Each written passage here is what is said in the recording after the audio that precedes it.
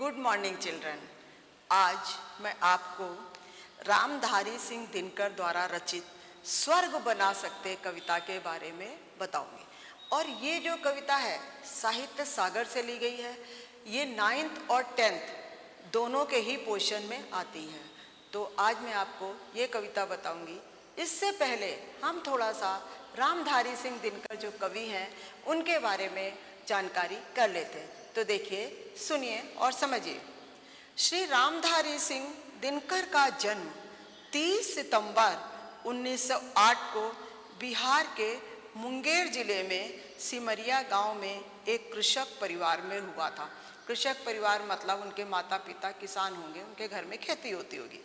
Matric की परीक्षा में सर्वाधिक अंक प्राप्त करने पर इन्हें भूदेव स्वर्ण पदक मिला। सन 1950 में ये स्नातकोत्तर महाविद्यालय में हिंदी विभाग के पद पर अध्यक्ष बने। स्नातकोत्तर मतलब जहाँ से हमको मास्टर डिग्री मिलती है, जैसे MA, MSc, तो ये सब है स्नातकोत्तर महाविद्यालय कहलाते हैं। तो हिंदी विभाग के अध्यक्ष बने। ये राज्यसभा के सदस्य भी रहे। भारत सरकार ने इन्हें पद्म भूषण से अलंकृत किया। 24 अप्रैल 1974 को इनका निधन हो गया मतलब इनकी मृत्यु हो गई। दिनकर जी ने गद्य एवं पद्य दोनों प्रकार की रचनाएं लिखी हैं। इनके काव्य उर्वशी पर इन्हें भारतीय ज्ञानपीठ पुरस्कार मिला है। कौन सा पुरस्कार मिला? भारतीय ज्ञानपीठ पुरस्कार मिला। कुरुक्षेत्र, रेणुका, हुंकार, रसवंती, रश्मि रथी, परशुराम की प्रतीक्षा इनकी प्रसिद्ध काव्य रचनाएं तथा भारतीय संस्कृत के 4 अध्याय इनकी प्रमुख गद्य रचना है। दिनकर जी की रचनाओं में राष्ट्रीयता की गूंज है, मतलब देश प्रेम, ठीक है, देशभक्ति इनकी रचनाओं में झलकता है। तो अभी आपने दिनकर जी के बारे में थोड़ी जानकारी प्राप्त की और उनका जीवन परिचय के बारे में सुना। अभी देखिए, जो कविता हमारी शुरू होती है वो क्या है? स्वर्ग बना सकते हैं। तो आइए थोड़ी सी बातें मैं आपको बता देती हूँ कि ये कविता जो है ये रामधारी सिंह दिनकर ने उस समय का इसमें वर्णन किया है जब कौरव और पांडव का युद्ध जो था वो घमासान युद्ध चल रहा था। कुरुक्षेत्र के मैदान में ये युद्ध हो रहा था। एक तरफ से कौरव थे और दूसरी तरफ से पांडव थे। और भीष्म पितामह जो थे वो सरसैया पर सोए हुए थे। तब उन्होंने युधिष्ठिर को बुलाकर अपना अंतिम उपदेश दिया। उन्होंने ये बताया इस कविता में कि देखिए, मनुष्य जो है वो समान रूप से जन्म लेता है और प्रकृति ने, ईश्वर ने उसको सब अधिकार समान रूप से प्रदान किए हैं, निःशुल्क उपहार प्रदान किए हैं। जैसे सूरज है, चंद्रमा है, धरती है, जल है, पेड़ पौधे हैं, पहाड़ है, झरने, ये सब ईश्वर द्वारा प्रदत्त सामग्री हैं और इस पर मनुष्य का समान अधिकार होना चाहिए। किंतु आज हम सब उस सबको भूल के परस्पर आपस में झगड़े कर रहे हैं, अपने ही भोग विलास में जुटे हुए हैं, अपने स्वार्थ के लिए, विलासिता के लिए दूसरों से संघर्ष कर रहे हैं, दूसरों को आगे नहीं बढ़ने दे रहे हैं। तो उनका कहना है कि यदि हम अपने स्वार्थ को भूलकर परस्पर इन सभी चीज़ों का बंटवारा कर लें, बराबर बंटवारा करें, सबको समान सुख सुविधाएं मिले, तो शायद हमारी ये धरती भी स्वर्ग बन सकती है। यही इस कविता का केंद्रीय भाव है और यही इस कविता में रामधारी सिंह दिनकर ने बताया है। तो अब देखिए, युधिष्ठिर, आपको समझ कहना चाहिए कि मैं आपको ये बताना चाहिए कि युधिष्ठिर कौन थे। युधिष्ठिर जो थे वो पांडव के सबसे बड़े भाई थे। उनको धर्मराज कहा जाता। क्यों? क्योंकि वो हमेशा धर्म के मार्ग पर चलते थे और अन्याय के विरुद्ध रहते थे। पांडु पुत्र थे। और दूसरी ओर दूसरे पक्ष में जो युद्ध हुआ था, कौरव थे, वो धृतराष्ट्र के पुत्र थे, उनका सबसे बड़ा भाई था दुर्योधन। और इनकी जो लड़ाई हुई थी वो सिर्फ थोड़ी सी भूमि और जमीन के लिए ही हुई थी, क्योंकि जो कौरव थे वो पांडव को बिल्कुल भूमि नहीं देना चाहते थे, जरा भी उनको जमीन नहीं देना चाहते थे। तब भीष्म पितामह ने युधिष्ठिर को समझाया था और उनको अपना अंतिम उपदेश दिया था। तो चलिए बच्चों, सबसे पहले हम इस कविता का वाचन करते हैं और फिर मैं आपको इसका शब्दार्थ भावार्थ सब समझाते जाएंगे। आप ध्यान से सुनिए और अपनी जो बुक है, किताब है, उसको खोल लीजिए, पेज नंबर 79। स्वर्ग बना सकते हैं, धर्मराज या भूमि किसी की नहीं कृत है दासी, है जन्मना समान परस्पर इसके सभी निवासी। सबको मुक्त प्रकाश चाहिए, सबको मुक्त समीरण, बाधा रहित विकास, मुक्त आशंकाओं से जीवन। लेकिन विघ्न अनेक अभी इस पथ पर अड़े हुए हैं, मानवता की राह रोककर पर्वत अड़े हुए हैं। न्यायोचित सुख सुलभ नहीं, जब तक मानव को चैन कहाँ धरती पर, तब तक शांति कहाँ इस भव को। जब तक मनुज का यह सुख भाग नहीं सम होगा, शमित न होगा कोलाहल, संघर्ष नहीं कम होगा। उसे भूल व फंसा परस्पर ही शंका में भय में, लगा हुआ केवल अपने में और भोग संचय में। प्रभु के दिए हुए सुख इतने, प्रभु के दिए हुए सुख इतने है विकीर्ण धरती पर, भोग सके जो उन्हें जगत में, कहाँ अभी इतने नर। सब हो सकते तुष्ट एक सा, सब सुख पा सकते हैं, चाहे तो पल में धरती को स्वर्ग बना सकते हैं। तो देखिए अंतिम पंक्तियों में इसमें यही बताया है कि यदि हम सब चाहें, मिलजुल कर कार्य करें, तो हम इस धरती को स्वर्ग बना सकते हैं। तो आइए बच्चों, अब मैं आपको एक एक 4-4 पंक्तियों की व्याख्या समझाती हूँ। धर्म राज या भूमि किसी की नहीं कृत है दासी, है जन्मना समान परस्पर इसके सभी निवासी। अभी हम आपको बता चुके हैं कि भीष्म पितामह सरसैया पर लेटे हुए और युधिष्ठिर को उपदेश दे रहे हैं। तो अब देखिए रामधारी सिंह दिनकर कहते हैं कि भीष्म पितामह धर्मराज युधिष्ठिर से कहते हैं कि हे धर्मराज युधिष्ठिर, ये जो भूमि है ये किसी की खरीदी हुई दासी नहीं है जो कि उसके अनुसार काम करे। खरीदी हुई दासी मतलब जब हम किसी दासी को खरीद लेते हैं या बड़े बड़े अमीर लोग, मालिक लोग खरीद लेते हैं, उसके बाद फिर उनसे अपने अनुसार मनमाना कार्य करवाते हैं। तो भूमि की वो दशा नहीं है, पृथ्वी वैसी नहीं है, क्योंकि ये हमको ईश्वर द्वारा मिली है, निःशुल्क मिली है, इसका मनुष्य ने कोई मूल्य नहीं चुकाया था। है जन्मना समान परिस्पर, और इस धरती पर, इस पृथ्वी पर सबने समान रूप से जन्म लिया है और सभी इसके निवासी हैं। इस पर रहने का अधिकार हर मनुष्य को प्राप्त होना चाहिए। तो आपको समझ में आया, धर्मराज या भूमि किसी की नहीं कृत है दासी, है जन्मना समान परस्पर इसके सभी निवासी। मतलब रामधारी सिंह दिनकर कहते हैं कि भीष्म पितामह जो है वो युधिष्ठिर से कहते हैं, अब उनको बताते हुए कहते हैं कि हे धर्मराज युधिष्ठिर, ये जो है भूमि किसी की दासी नहीं है, इसको किसी ने खरीदा नहीं है, ये ईश्वर द्वारा प्रदत्त निःशुल्क उपहार है। इस पे सब पे समान रूप से जन्म लिया है और सभी को इस पे बराबर रहने का अधिकार है, इसकी सुख सुविधाओं को भोगने का पूर्ण रूप से अधिकार है।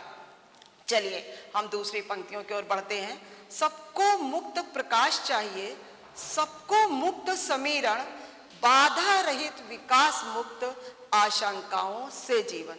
सबको मुक्त प्रकाश चाहिए, मतलब इस पृथ्वी पर रहने वाले जितने भी लोग हैं सबको मुक्त प्रकाश चाहिए। कि देखिए सूर्य जो है हमारा ईश्वर द्वारा दिया गया निःशुल्क उपहार है, तो इसलिए वो कहते हैं कि इस धरती पर जितने लोग रहने वाले हैं सबको स्वतंत्र रूप से प्रकाश चाहिए, अर्थात वो स्वतंत्र हवा में सांस ले सकें, स्वतंत्र रूप से जीवन यापन कर सके। सबको मुक्त समीरण, और समीरण का मतलब होता वायु, तो इस प्रकार से शुद्ध हवा में सब सांस ले सकें, कोई भी ऐसा व्यक्ति ना हो जिस पे इसका बंधन हो। क्यों? क्योंकि ये हमको ईश्वर ने निःशुल्क प्रदान किए हैं, इस पे हमारा कोई अधिकार नहीं है, ये ईश्वर द्वारा निःशुल्क प्रदत्त किए हुए साधन है और इस पे सभी लोगों का अधिकार है। उसी प्रकार से पृथ्वी पर भी सबका अधिकार होना चाहिए। जिस प्रकार से हम प्रकाश, सूर्य का जो प्रकाश है उसको हम समान रूप से रहते हैं, उसका उपयोग करते हैं, जो हमारी वायु है उस पे सभी लोग समान रूप से सांस लेते हैं, उसी प्रकार से धरती भी होनी चाहिए। और क्या होना चाहिए मनुष्य का? बाधा रहित विकास, उसका विकास जो होना चाहिए बाधा रहित होना चाहिए, अर्थात जब वो अपने उद्देश्य की ओर बढ़ता है और वो विकास करना चाहता है, उन्नति करना चाहता है, तो किसी प्रकार की कोई रुकावटें ना आए। मुक्त आशंकाओं से जीवन, और इस धरती पर उसका जीवन जो होना चाहिए भय रहित होना चाहिए। मुक्त मतलब होता है स्वतंत्र, और आशंकाओं मतलब दुविधा, डाउट, ठीक है। तो इस प्रकार से उसका जीवन बाधा रहित होना चाहिए। जब वो अपने उद्देश्य की ओर अग्रसर हो, कोई काम करे या अपने लक्ष्य की ओर आगे बढ़े, तो उसके विकास में किसी प्रकार की बाधा नहीं आनी चाहिए। किसी दूसरे को उसके काम में कोई रोड़ा नहीं अटकाना चाहिए। तो एक बार देखिए, फिर मैं इस 4 लाइनों को समझाती हूँ। सबको मुक्त प्रकाश चाहिए, सबको मुक्त समीरण, बाधा रहित विकास, मुक्त आशंकाओं से जीवन। यहाँ पे रामधारी सिंह दिनकर कहते हैं कि भीष्म पितामह युधिष्ठिर को समझाते हुए कहते हैं कि हे युधिष्ठिर, ये सूर्य जो है, जो सूरज है, वो ईश्वर द्वारा दिया हुआ है, तो सभी लोग स्वतंत्र रूप से इसके प्रकाश का उपयोग कर सकते हैं। मुक्त समीरण, और वायु में भी स्वतंत्र रूप से सांस ले सकते हैं। बाधा रहित विकास, और मनुष्य का जीवन कैसा होना चाहिए, बाधा रहित होना चाहिए, मतलब उसको कोई भय नहीं होनी चाहिए, उसके बीच में किसी को रुकावट नहीं डालनी चाहिए। तो इस प्रकार से इस धरती पर सभी मनुष्यों को जीने का अधिकार है, और मनुष्यों का जीवन इसी प्रकार से होना चाहिए, तभी हम इस धरती को स्वर्ग बना सकते हैं। चलिए आगे की पंक्तियां देखते हैं, शायद आपको समझ में आ गई होंगी। लेकिन विघ्न अनेक अभी इस पथ पर अड़े हुए हैं, मानवता की राह रोककर पर्वत अड़े हुए हैं। लेकिन अब क्या कहते हैं, लेकिन विघ्न भी, जब मनुष्य अपने उद्देश्य की ओर बढ़ता है, जब वो अपने लक्ष्य को हासिल करता जाता है, जब वो मानवता की ओर बढ़ता है, तो क्या होता है, अनेक विघ्न, पर्वत के समान अनेक प्रकार की विघ्न और बाधाएं जो है उसके मार्ग में आ जाती हैं। लेकिन विघ्न अनेक इस पथ पर अड़े, विघ्न का मतलब होता है बाधाएं, रुकावटें, और पथ का मतलब होता है रास्ता। मानवता मतलब होती मनुष्यता, ठीक है। पर्वत के समान, पर्वत मतलब होता पहाड़। जैसे देखिए, समझिए, सरल अर्थों में मैं उदाहरण देके समझाती हूँ। जैसे हम कहीं जा रहे हैं, अपना रास्ता मुझे तय करना है, और रास्ते में कोई बहुत बड़ा पर्वत आ जाता है, तो हम वहीं रुक जाते हैं, क्योंकि पर्वत जो है वो हमारे बीच में बाधा आ जाता है। तो यहाँ पर पर्वत किसके लिए कहा गया है, जो स्वार्थी तत्व होते, जो मनुष्य होते हैं। जब यहाँ पर मनुष्य जो है वो अपने लक्ष्य की ओर बढ़ते हैं, अपना विकास करते हैं, मानवता के राह पे चलने का प्रयास करते थे, तो दूसरे जो स्वार्थी तत्व हैं वो उनके बीच में आके रोड़े अटका देते और उनको आगे बढ़ने नहीं देना चाहते हैं। तो इस प्रकार शायद इसकी व्याख्या आपको समझ में आई होगी। तो देखिए सरल शब्दों में, लेकिन विघ्न अनेक अभी इस पथ पर अड़े हुए हैं, मानवता की राह रोककर पर्वत अड़े हुए हैं। अब यहाँ पे भीष्म पितामह जो हैं वो युधिष्ठिर को समझाते कहते हैं, लेकिन हे युधिष्ठिर, लेकिन क्या है, यहाँ पर जो है जब मनुष्य कोई विकास करता है तो उसके रास्ते पे अनेक प्रकार के जो स्वार्थी तत्व हैं वो विघ्न डाल देते हैं, बाधाएं डाल देते हैं, और मानवता की राह, उनकी मानवता की राह में आकर पर्वत के समान खड़े हो जाते हैं, पर्वत के समान उसको बाधा डाल देते हैं, जिससे कि वो मानवता की राह में आगे नहीं बढ़ पाते, अपने उद्देश्य में सफल नहीं हो पाते हैं। चलिए आगे पंक्तियां देखिए। न्यायोचित सुख सुलभ नहीं, जब तक मानव को चैन कहाँ धरती पर, तब तक शांति कहाँ इस भव को। न्यायोचित मतलब क्या, न्याय संगत। न्यायोचित का मतलब है न्याय संगत। मानव मतलब यहाँ पे आएगा प्रत्येक मनुष्य। चैन मतलब होगा शांति, ठीक है। भव मतलब संसार। देखिए यहाँ पे यही शब्द हैं जो शायद आपके समझने लायक हैं। अब मैं आपको इसका अर्थ समझाती हूँ। न्यायोचित सुख सुलभ नहीं। अब कौन से न्यायोचित सुख, जो ईश्वर ने हमको निःशुल्क उपहार प्रदान किए हैं, जैसे धरती है, ठीक है, पहाड़ है, पर्वत है, झरने हैं, जो कि मनुष्य के द्वारा निर्मित नहीं है। ऐसी चीजें जब तक न्याय के अनुसार उनको समान रूप से वितरण नहीं किया जाएगा, मानव मतलब प्रत्येक मनुष्य को समान रूप से वितरण नहीं किया जाएगा, तब तक इस धरती पर शांति नहीं होगी। शांति कहाँ इस भव को, मतलब इस धरती पर शांति स्थापित नहीं होगी, चैन इस धरती पर लोग आराम से नहीं रह पाएंगे। तो इसके लिए क्या है, हम सभी जितने भी सुख साधन हैं उन सबका समान रूप से बंटवारा करें, मिलजुल कर कार्य करें, तभी इस धरती पे शांति स्थापित हो सकती है और सबको आराम और सुख सुविधाएं प्राप्त हो सकती हैं। तो न्यायोचित सुलभ नहीं, क्या कह रहा है कवि कि जब तक न्याय के अनुसार मनुष्य को सुखों का बंटवारा नहीं होगा, साधनों का बंटवारा नहीं होगा, प्रत्येक मनुष्य को समान रूप से हर वस्तु का उपयोग करने की स्वतंत्रता नहीं होगी, तब तक इस धरती पर चैन का, इस धरती पर आराम नहीं हो सकता है, इस धरती पर शांति स्थापित नहीं हो सकती। तो शायद आपको पंक्तियां समझ में आई होंगी। चलिए आगे बढ़ते हैं। जब तक मनुज मनुज का या सुख भाग नहीं सम होगा, शमित न होगा कोलाहल, संघर्ष नहीं कम होगा। अब देखिए बच्चों, यही बात मैं आपको बार बार समझा रही हूँ कि हम सबको मिलजुल कर कार्य करना चाहिए। तो अब यहीं पे भीष्म पितामह युधिष्ठिर को कहते हैं कि जब तक मनुज मनुज, मनुज मनुज मतलब मनुष्य, हर एक मनुष्य, जब तक मनुज मनुज का सुख भाग, सुख भाग मतलब सुखों का बंटवारा, जितने भी हमको साधन है उनका बंटवारा, आराम सुख सुविधाओं का बंटवारा, तो कह रहा जब तक प्रत्येक मनुष्य को ये सुख जो है उनका बंटवारा समान रूप से नहीं होगा, सम मतलब समान, समान रूप से नहीं होगा, शमित न होगा कोलाहल, शमित का मतलब होता है शांत और कोलाहल का मतलब होता है शोर, संघर्ष नहीं कम होगा, संघर्ष मतलब लड़ाई।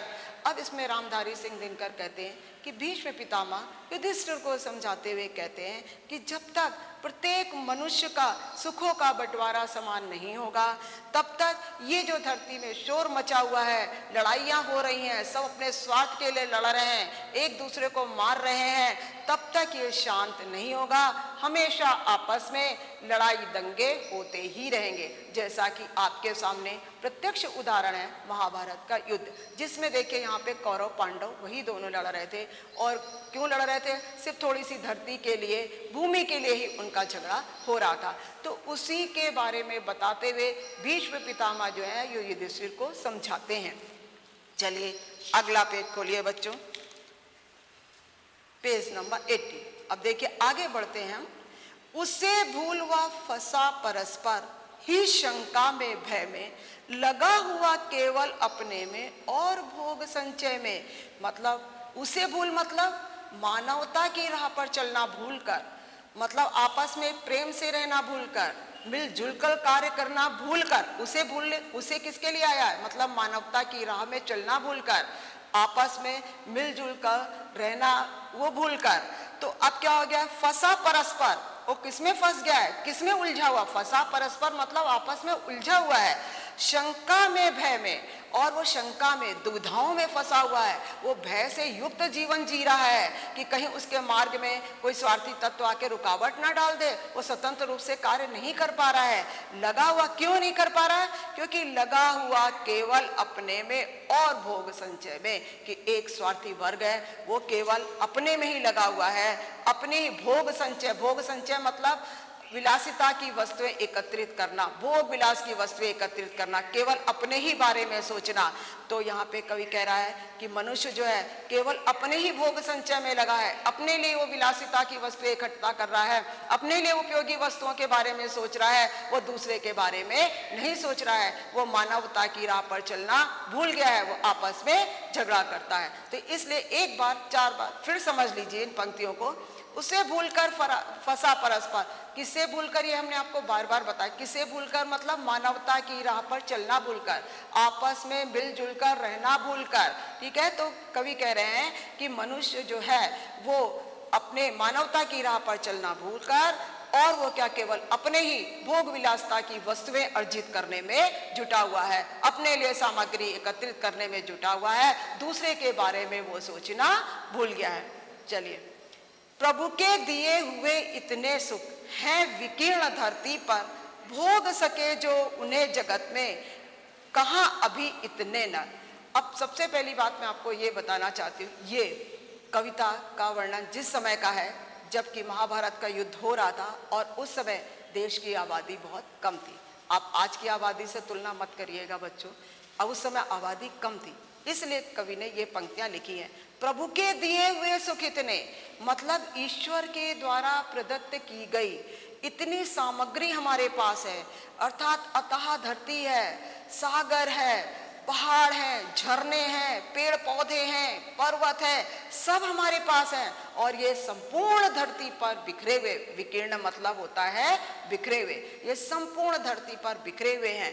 भोग सके जो उन्हें जगत में, कवि क्या कह रहा है कि यदि सारे मनुष्य मिलकर भी उन वस्तुओं का उपयोग करें तो भी क्या होगा, वस्तुएं ज्यादा होंगी और मनुष्य कम होंगे। कहाँ अभी इतने नर, देखिए क्वेश्चन मार्क है, वो कह रहा कहाँ अभी इतने नर, मतलब अभी इतने मनुष्य नहीं है। ये ईश्वर द्वारा प्रदत्त की हुई ये हमारी सामग्रियां ज्यादा है, ये निःशुल्क उपहार जो हैं वे विकीर्ण है, चारों ओर फैले हुए हैं। यदि मनुष्य चाहे तो समान रूप से उनका उपयोग भी कर सकता है, उपभोग भी कर सकता है, फिर भी ये जो सामग्री होगी ईश्वर द्वारा दिए गए जो उपहार होंगे ये बच जाएंगे। अर्थात जो मनुष्य है वो कम है और जो हमको साधन प्राप्त है निःशुल्क वो ज्यादा है। तो इस प्रकार से कवि ने इन 4 पंक्तियों में बताने का प्रयास किया है कि ईश्वर ने हमको जितनी भी चीजें दी हैं वो बहुत ज्यादा हैं इस संसार में और अभी उतने मनुष्य नहीं है, लेकिन फिर भी जो मनुष्य है छोटी छोटी चीजों के लिए, धरती के लिए, अपने आपस में स्वार्थ के लिए लड़ाई झगड़ा करता है। अब देखिए लास्ट लाइन जो हम बता रहे हैं आपको, सब हो सकते तुष्ट, एक सा सब सुख पा सकते हैं, चाहे तो पल में धरती को स्वर्ग बना सकते हैं। अब अंतिम पंक्तियों से पूरा कविता का उद्देश्य स्पष्ट हो जाता है, कवि क्या कहना चाहता है। देखिए कवि क्या कहना चाह रहा है, क्या क्या पाठक तक अपना भेजना चाह रहा है समाचार कि सब हो सकते तुष्ट, मतलब सारे लोग संतुष्ट हो सकते हैं। तुष्ट मतलब होता है संतोष, सारे लोग संतोषपूर्वक इस संसार में अपना जीवन यापन कर सकते हैं और एक समान सुख पा सकते हैं। सबको सुख एक समान भी मिल सकता है, सबको आराम और भोग विलासता की सब एक समान वस्तुएं मिल सकती हैं और अगर हम चाहें तो हमारी ये धरती भी स्वर्ग के समान सुंदर बन सकती है। किंतु कब, जब समान रूप से इन निःशुल्क साधनों का बंटवारा होगा, हम मिलजुल कर कार्य करेंगे, हम आपस में लड़ाई झगड़ा नहीं करेंगे, दूसरे के बारे में भी सोचेंगे। यदि हम केवल अपने बारे में सोचेंगे तो इस झगड़े का कभी भी अंत नहीं होगा। शायद आपको पंक्तियां समझ में आ गई होंगी। तो अब देखिए जो शब्दार्थ है वो मैं आपको समझाती भी जा रही हूँ, लेकिन एक बार मैं फिर से समझा देती हूँ। देखिए शब्दों को, पहले पेज पे आ जाइए 79। कृति, कृति मतलब हमने क्या बताया, खरीदी हुई, ठीक है। धर्मराज, धर्मराज किसको कहा गया, युधिष्ठिर को। अब कभी कभी प्रश्न आते हैं आईसीएसई बोर्ड में कि युधिष्ठिर को धर्मराज क्यों कहा गया, तो आप उसका उत्तर क्या देंगे कि युधिष्ठिर जो थे वो कैसे थे, हमेशा धर्म के मार्ग पर चलते थे, कभी किसी के साथ अन्याय नहीं करते थे, वो कभी भी वो अन्याय के लिए सदैव लड़ने के लिए तैयार रहते थे और यही कारण था इतना बड़ा महाभारत का युद्ध हुआ।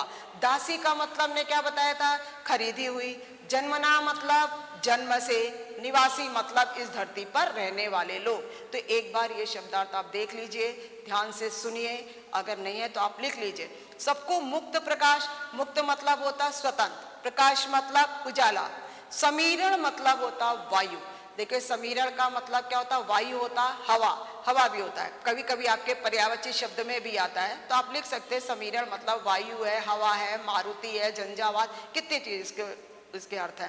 बाधा रहित मतलब रुकावट से रहित, विकास मतलब उन्नति करना, आशंका मतलब दुविधा, डाउट, भय रहित जीवन, विघ्न मतलब रुकावटें, पथ का मतलब रास्ता, मानवता मतलब मनुष्यता, न्यायोचित न्याय संगत, ठीक है। भव मतलब संसार, सम का मतलब होगा समान, शमित, अब देखिए एक शब्द आया शमित ना होगा कोलाहल, तो शमित का मतलब होता है शांत, कोलाहल का मतलब होता है शोर।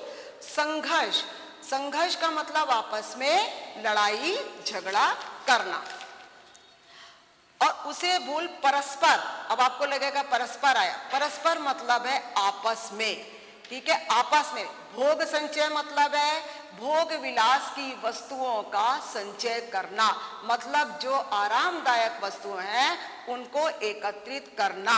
प्रभु के दिए हुए सुख इतने विकीर्ण, विकीर्ण मतलब है फैले हुए होना। संसार में बहुत सारे जो निःशुल्क उपहार है वो सब फैले हुए हैं। अभी देखिए, इस धरती, धरती मतलब पृथ्वी है, पल मतलब एक क्षण। अगर हम, अब इसका कहने का तात्पर्य, अगर हम बिल्कुल मिलजुल कर कार्य करेंगे, सभी ईश्वर द्वारा प्रदत्त निःशुल्क उपहारों का समान रूप से बंटवारा करेंगे, तो इस धरती को भी हम स्वर्ग बना सकते हैं। अब देखिए बच्चों, आपके में कैसा आता है, पंक्तियां दी हुई होंगी और उस पे आधारित प्रश्न आते हैं आईसीएसई बोर्ड में। तो देखिए, जैसे मान लीजिए पहली 4 पंक्तियां आ गई। पहली 4 पंक्तियां कहाँ हैं? धर्मराज या भूमि किसी की नहीं कृत है दासी, है जन्मना समान परस्पर इसके सभी निवासी। अब इनसे आपको प्रश्न पूछा जा सकता है कि ये भूमि की तुलना किससे की गई है? ठीक है, नहीं कृत है दासी, इसका क्या तात्पर्य है? धर्मराज का क्या तात्पर्य है? तो आपको इस प्रकार से सारे उत्तर जो है लिखने होंगे। क्योंकि मैंने आपको व्याख्या पूरी बता दी है, इसलिए शायद आप पूरे उत्तर लिखने होंगे और अपने शब्दों में लिखने होंगे। नमस्कार, धन्यवाद।